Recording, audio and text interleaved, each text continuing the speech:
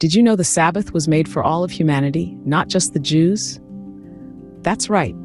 Let's dive into the scriptures to uncover this fascinating revelation. In the book of Genesis, chapter 2, verses 2 and 3, it is written, "And on the seventh day, God ended his work which he had done, and he rested on the seventh day from all his work which he had done. Then God blessed the seventh day and sanctified it, because in it he rested from all his work which God had created and made." This scripture clearly indicates that the Sabbath was instituted at creation before the existence of the Jewish people, suggesting it was given to all of humanity. In the Gospel of Mark, chapter 2, verse 27, Jesus says, "The Sabbath was made for man, and not man for the Sabbath." Here, Jesus implies that the Sabbath was made for all of humanity, not just for the Jewish people. Isaiah, in chapter 56, verses 6 and 7, extends the Sabbath to foreigners who join themselves to the Lord, implying that it is not limited to Israel. In Genesis chapter 26, verse 5, we learn that Abraham, who lived before the Jewish nation existed, kept God's commandments, which some interpret to include the Sabbath. Exodus chapter 16, verse 23, reveals that the Sabbath was observed before the 10 Commandments were given at Sinai, indicating that the Sabbath pre-existed this event.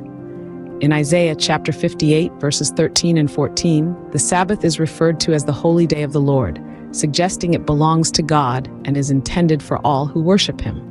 Hebrews chapter 4, verses 3 and 4 connects the rest of God to the seventh day, established at creation, implying a universal application.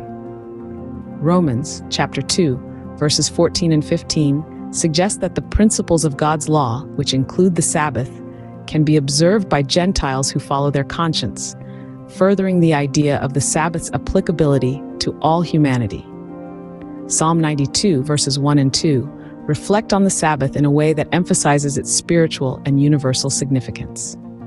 Lastly, Revelation chapter 14, verse 12, describes those who keep the commandments of God and have the faith of Jesus as the saints, implying that the observance of the Sabbath is not exclusive to any particular group. So it seems that the Sabbath, as depicted in these 10 scriptures, was not made exclusively for the Jews, but for all of humanity. It is a day of rest, a holy day, and a day to worship and honor God. It is a day that was established at the foundation of the world and is extended to all who choose to honor it. Remember, the Sabbath was made for man, and not man for the Sabbath.